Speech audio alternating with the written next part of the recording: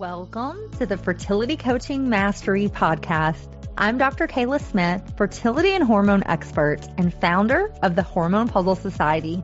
I help wellness professionals like chiropractors, acupuncturists, doulas, nutritionists, personal trainers, and health coaches integrate fertility coaching into their work and build thriving, purpose-driven practices. I also work with beginners who are ready to step into this work and use their own painful story for their purpose. If you're ready to confidently support fertility clients, attract aligned clients, and grow a business that truly makes an impact, you're in the right place. Now let's dive in.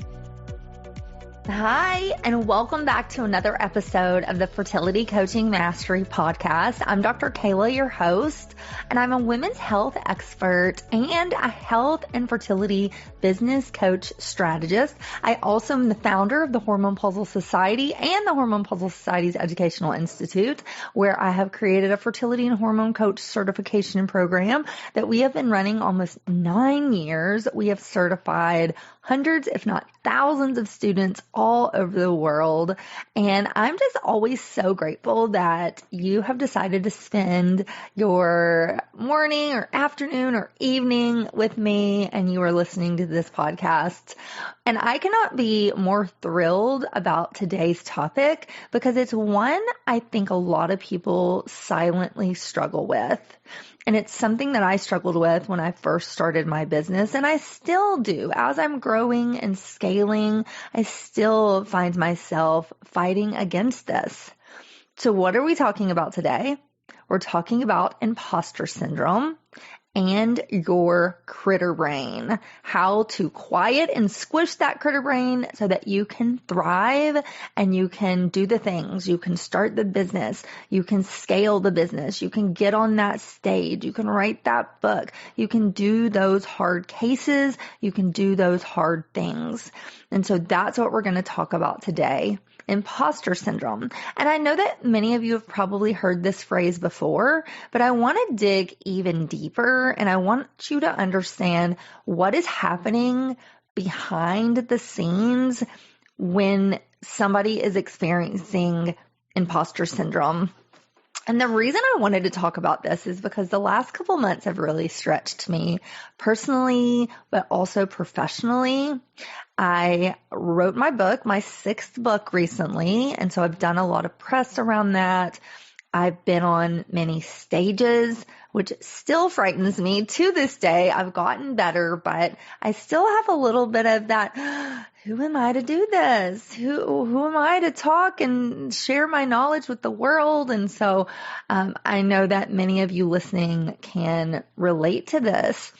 And many people would look at me from the outside and think, like, she has it all together. She's got this huge platform and she's done all these amazing things and she's been on all these stages. And you would never think that what I'm doing is stretching me, but it does. And so that's what I want to talk about today. And many of you are thinking, let me go and say this. What I think is ironic about entrepreneurship is that every time you step into a new level, your brain seems to find a new reason to doubt you. And this started from the very beginning when I first started my business. I remember I had just had my second baby. I was 40 years old and I had a newborn and a 2-year-old. And I was thinking, I had been a personal trainer. I had done that for 10 years. And I was working, so whenever I got pregnant with my second baby and I had him, I was working in a corporate role as a marketing rep for an athletic company, and I actually had a couple different brands under my title. And so I was traveling and I was doing personal training on the side. I had done that on and off full-time and then part-time, and I'd kind of ebbed and flowed with my life. But I was looking at my newborn thinking, I know I want to work in the health space. I had just come through my 2 years of infertility and I had my second baby, and I knew I wanted to help women in that space, but I really didn't know how. So I remember I was Googling and like, what could I do? I was going to go back to school and go to medical school. And I was like, that's not logical, really. I mean, I was 40 and I already had an undergrad degree. And so to go back to school and spend all that money and be away from my family was just not in the cards for me. And so I was Googling, and so then I found health coaching. And so that's how I started. I started as a health coach, and I remember I had enrolled in my first health coaching program, and they had live events back then. This was in 2018, and they're back now as of 2026. A lot of people are doing live events again, but there was a time where live events went away because of the pandemic and COVID. And so this was 2018, 2 years before all of that happened. And I was sitting at this live event, and I was comparing myself to others, thinking like, who am I to do this? Who's going to listen to me? I remember people would get on stage and talk about how they had like a $10,000 month, a $20,000 month, a $100,000 month. And I just remember thinking, oh my gosh, if I could make $100,000 in a year, like this would be amazing. This would be a win, but it seems so far-fetched. And I was looking at these people thinking, these people are so amazing. Like, who's going to listen to me? Like, and even when I started my podcast and I started my programs and I've done all of these things, every time I go to another level of business or of growth within myself and within my company, I think these things. I think when we started this recent podcast, Fertility Coaching Mastery Podcast, we started this like a couple months ago, and I was thinking, I have my health podcast, the Hormone Puzzle podcast, which has a lot of listeners, but I don't have, like, who's going to listen to me about business? What if I sound awkward? Then I started speaking more on stages, and I thought, who's going to come listen to me speak? Who's going to read my book? Who's going to watch my videos? And every single new opportunity brought another reason for my brain to tell me that I should not do this. And the interesting part, it's not because I wasn't qualified. Like, I'm way overqualified. I mean, I have a PhD in natural medicine. I've been speaking for almost 10 years in this realm. I mean, but I've been in holistic health over 25, almost 30 years now. I started when I was 20, so almost 30 years now. I've been in holistic health. So it wasn't that I wasn't qualified. It wasn't because I didn't put in the work, or it wasn't because I wasn't capable. It was because my brain was doing exactly what it was designed to do. Once your brain notices things are changing, the minute you start to think about scaling and growing, your brain will try to keep you safe, and it will try to tell you every reason in the world not to do what you're wanting to do, because its main job is to keep you safe. And if you're scared, if you're nervous, if you don't know if something will work, your brain hears that and your brain will block you. Your brain will literally take over logically versus what your heart feels, what your feelings and your emotions and your beliefs, what they feel. And so if you're listening to today and you've been thinking about becoming a fertility coach, or you're thinking about adding fertility coaching to your practice, and so that's one piece of how we're going to talk about the critter brain and the imposter syndrome showing up. But maybe you've already started your business and you're thinking about raising your prices, and you think about that and your stomach drops. Or maybe you are constantly creating content, but every time you open up your app, you are freaking out because you're like, nobody's watching this. Or maybe you've been telling yourself, if you get one more certification, once you have one more credential, or once your website is perfect or your logo is finished, then you will finally put something out there and launch. But can I tell you something? I've had hundreds, if not thousands, of conversations with people over the years, and I have learned that when somebody says that they're not ready to do something, it's usually code for I'm scared. They're usually scared, and that's okay. That's normal. Fear isn't the problem. The problem is when you let fear dictate the decisions that you're going to make. Do not let fear dictate you growing or scaling or turning into the entrepreneur that I know that you were meant to be. And one of my mentors used to say this, and even in my first health coaching program, they would talk about the critter brain a lot. And I have never forgotten this, because if you think about our ancestors for a minute, thousands of years ago, survival was the goal. They would walk outside their cave, and if they saw a bear, they needed to react immediately. There wasn't time to stop and think about all the possibilities. The brain's job was simple: protect them, keep them alive, and run. And ask questions later. That's the survival system that we have every single day. The problem is our environment's changed. Our brains haven't changed, but our environment has, because most of us are not running from bears anymore, but we are running from uncomfortable conversations, or being visible, or being rejected, or being judged. Our brains don't know the difference between an actual physical danger or an emotional danger. It's all danger to the brain. To your brain, standing on a stage can feel as threatening as being chased by a tiger or a lion. Posting online, your brain sees that as danger. Launching your coaching practice, your brain sees that as danger. Raising your prices, going live on Instagram or Facebook, speaking on a podcast, speaking on a stage, writing a book, going up for that promotion, doing a sales call with a client. Every single time you step outside something that's unfamiliar to you, your brain is going to raise red flags. Your critter brain is going to say, wait, stop, don't do that. You're not good enough. You can't do this. Who are you? Who do you think you are? And you'll also start to notice, you'll hear that inner dialogue start saying things like, well, what if this doesn't work? What if people judge you? What if somebody asks you a question on a sales call or on a coaching call that you don't know the answer to? That one used to get me all the time. I would think, I have to know everything. And if they ask me something I don't know, they're going to think I'm an imposter. Or what if you fail? Have you ever noticed that those thoughts will start to show up right before you're about to do something big and important? I know it does for me. And it's almost predictable at this point. So whenever you're about to do something that feels a little stretch, it's a stretch goal, it's outside of your comfort zone, and maybe it's going to be a meaningful next step, that voice gets louder. It's almost like your brain is saying, hold on a second, we've never done this before. Maybe we should just stay where we're at, where we're safe. But the problem is, if I had listened to that voice, I never would have gone back to school. I never would have left my 9 to 5, my corporate job. I never would be doing what I'm doing now. I never would have impacted the lives that I've impacted. I never would have 2 amazing podcasts or written the books that I had.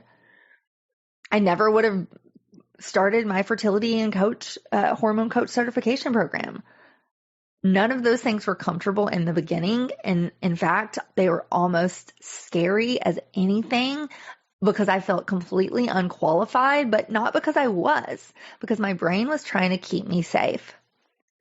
And there's one thing that I also have noticed from mentoring so many women and practitioners.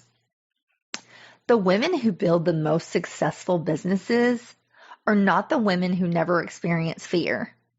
They're the women who do it anyways, despite the fear.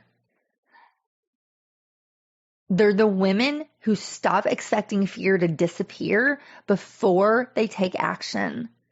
And that's a huge distinction there. And I think sometimes we look at successful entrepreneurs and we assume that they're naturally confident.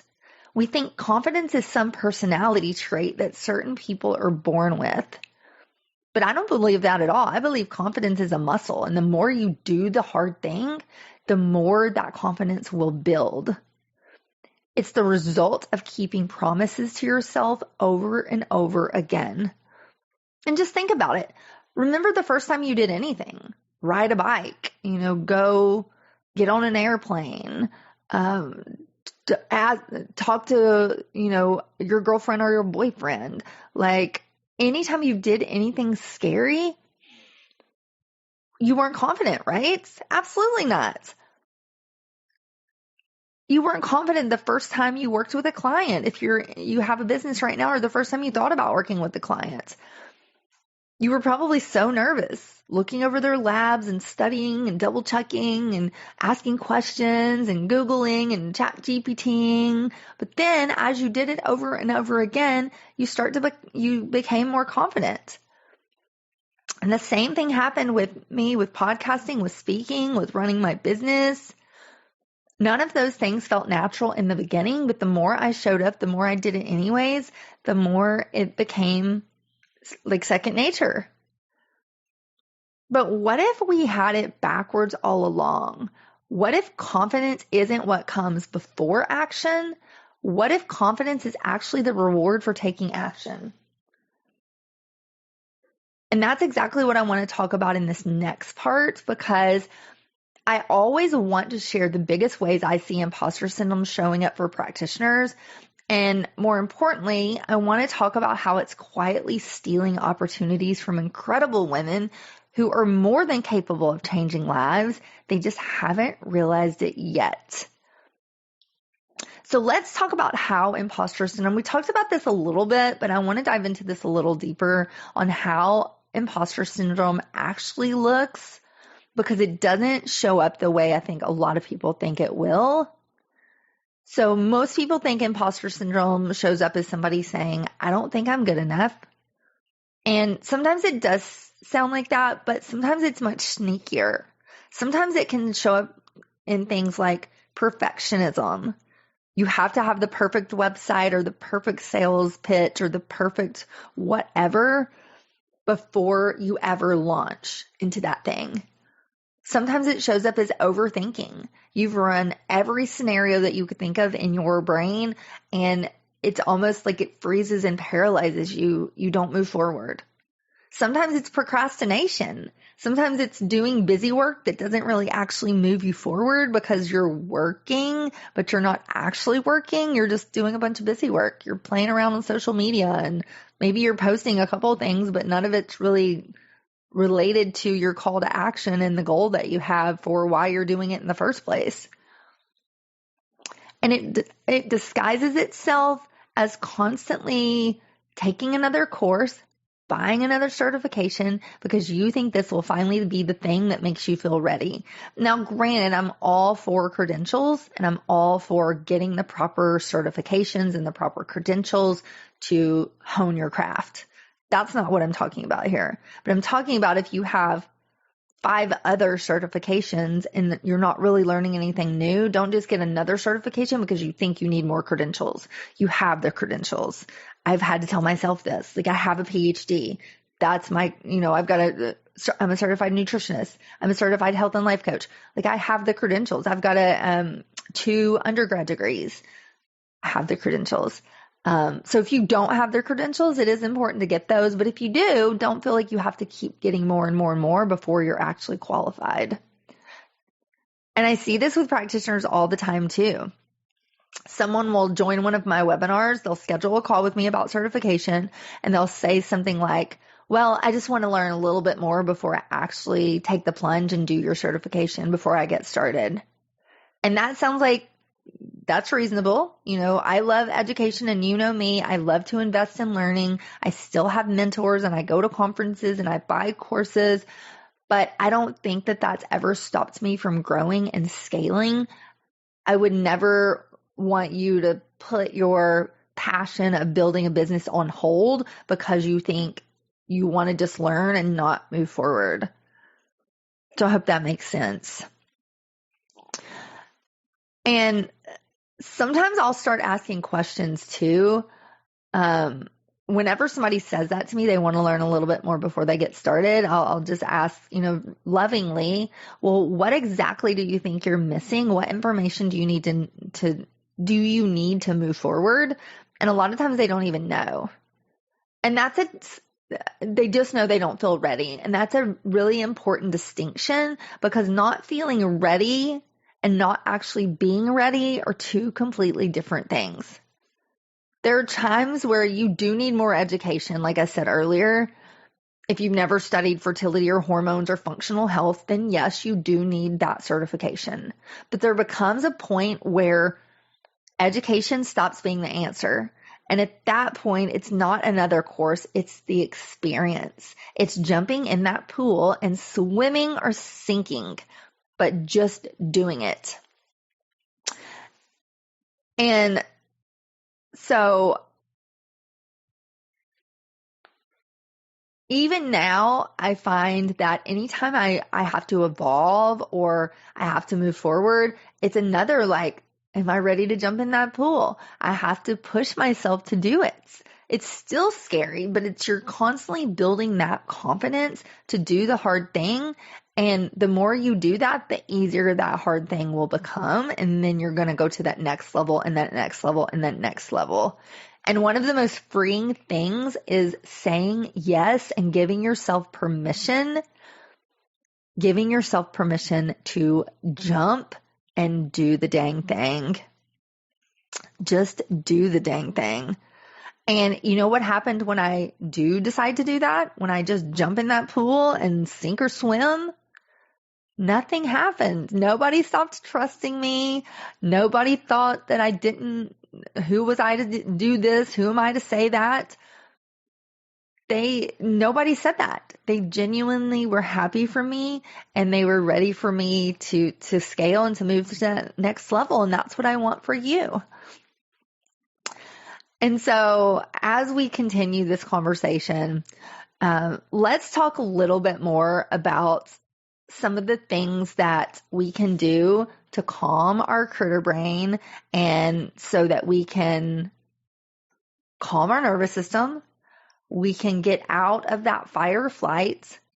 We can tell our bodies we're safe, even though logically we might not feel safe because we're taking a risk and we're making a big jump and we're doing something scary. But physiologically, inside, we do feel safe because we built this muscle over and over again where we're like, that's hard. I know what that feels like. So now I'm going to do it anyways, and I'm going to just get better and better and better. So let's talk about some ways that I love to calm my nervous system and get out of that fight or flight.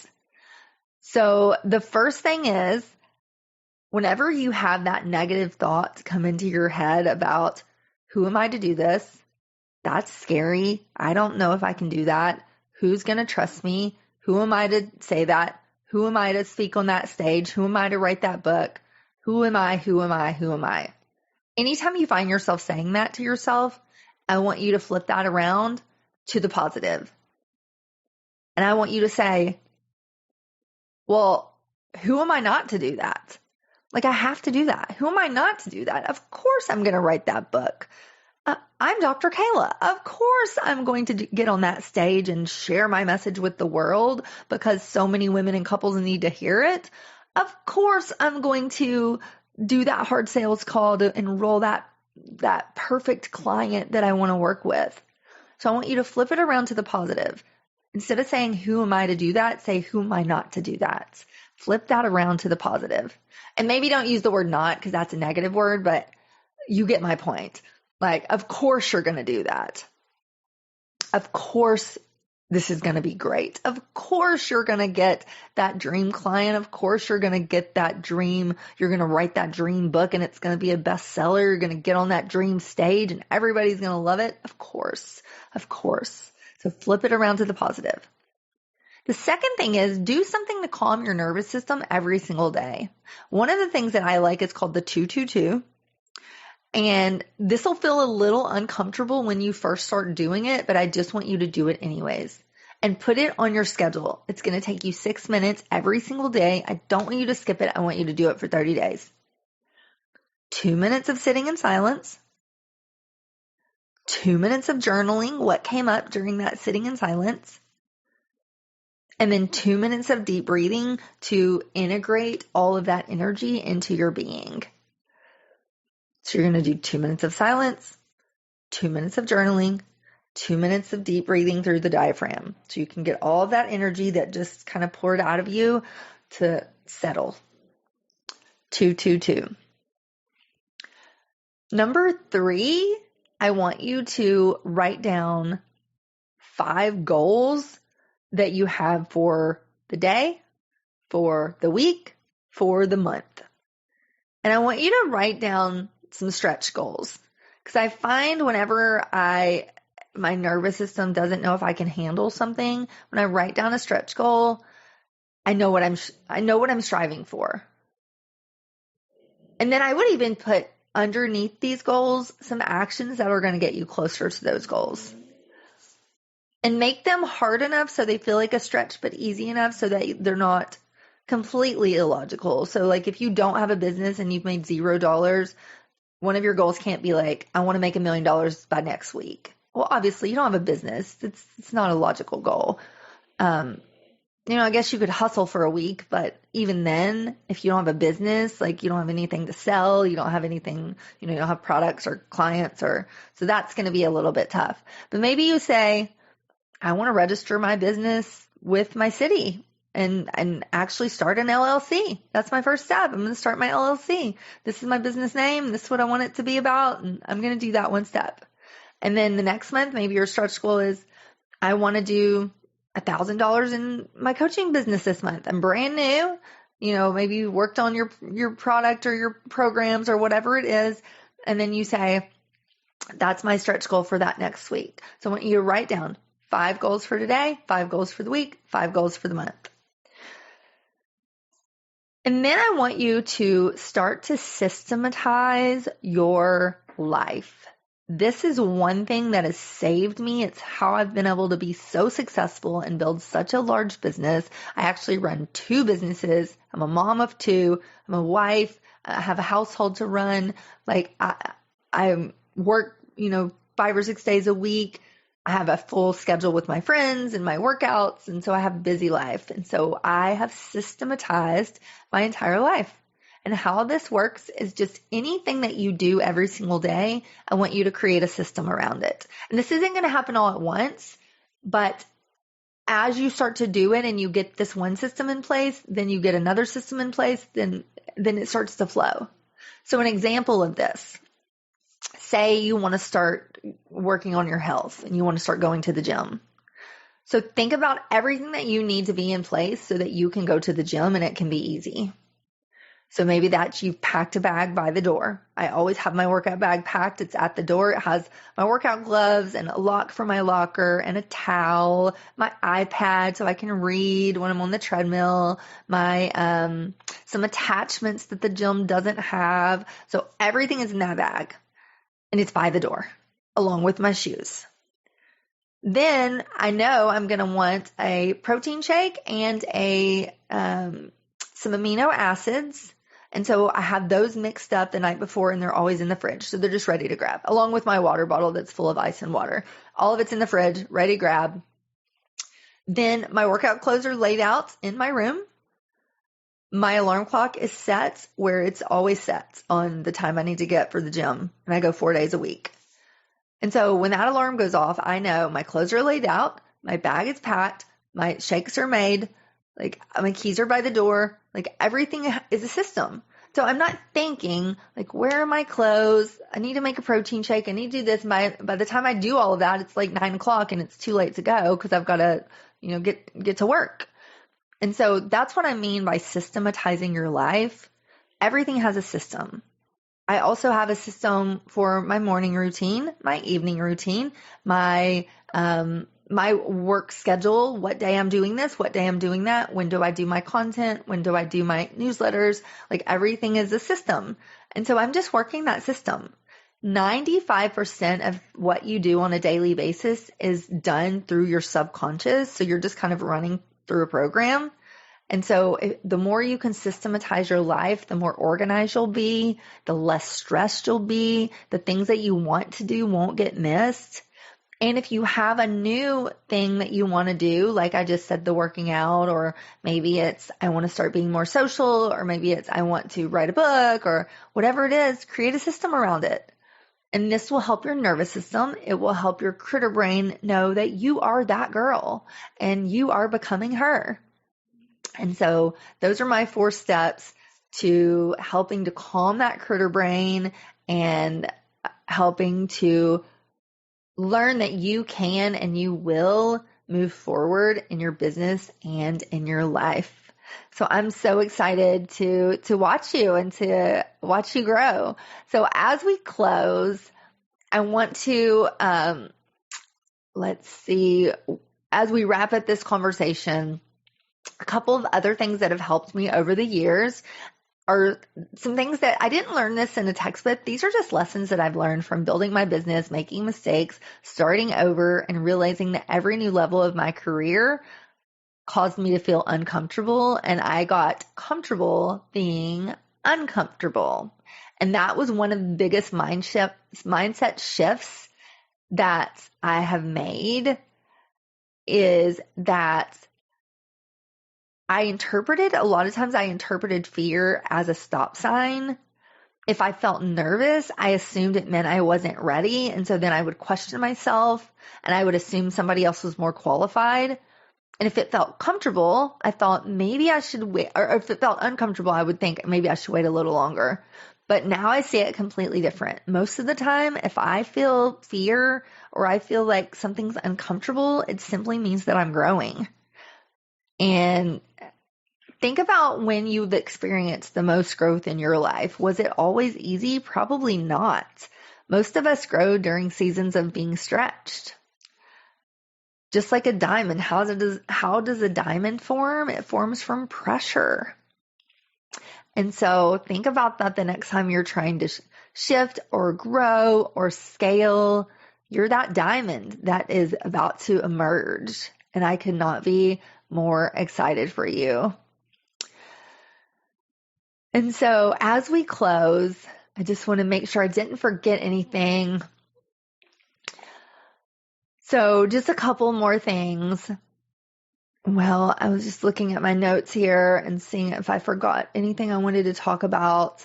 I think just a few more things. Stop waiting until you feel fearless. Stop waiting until you think everything has to be perfect, until you believe that you've earned the title of expert. Keep learning, keep growing, keep serving, and keep taking that next step, even when your critter brain tells you to play it safe. Because I believe that you are called to do this work. And if you let the fear keep you from that, you're doing a disservice to the people that you're going to help. So thank you for spending the day with me, or this last 30 minutes. If this resonated with you, I would love for you to share this with another practitioner who needs to hear this message. And if you're ready to stop guessing yourself and finally build a fertility and hormone coaching business that you've been dreaming about, I want to invite you to learn more. So the first step in that is to take our assessment. Is fertility coaching right for you? So this is a little 2 to 3 minute questionnaire that I have put together just to ask you some questions about where you're at, where you want to go, and see if fertility coaching is your next best step in your career. Whether you're just beginning to think about starting this business, or whether you're already working in wellness and you just want to add fertility and hormone health to your practice, the first place to start is the assessment. So thank you for listening. I hope you found this episode helpful. If that critter brain is stopping you from doing what you know you want to do not listen to it. Know that it is just fear trying to keep you stuck. And do the hard thing anyways, because you deserve it. You are the diamond, and I am so proud of you. So thank you for listening. I hope you enjoyed this episode, and I hope you have an amazing week. I'll see you back here next week, and bye for now. If this episode resonated with you, make sure you've subscribed so you never miss a new one. And if you found this helpful, I would love for you to leave a review or share it with another practitioner who's ready to step into fertility coaching. You can also download the Fertility Coaching Roadmap in the show notes to start to build your next level of impact. Thank you so much for being here, and I'll see you in the next episode. Because the world needs more supported fertility journeys and more practitioners like you leading the way.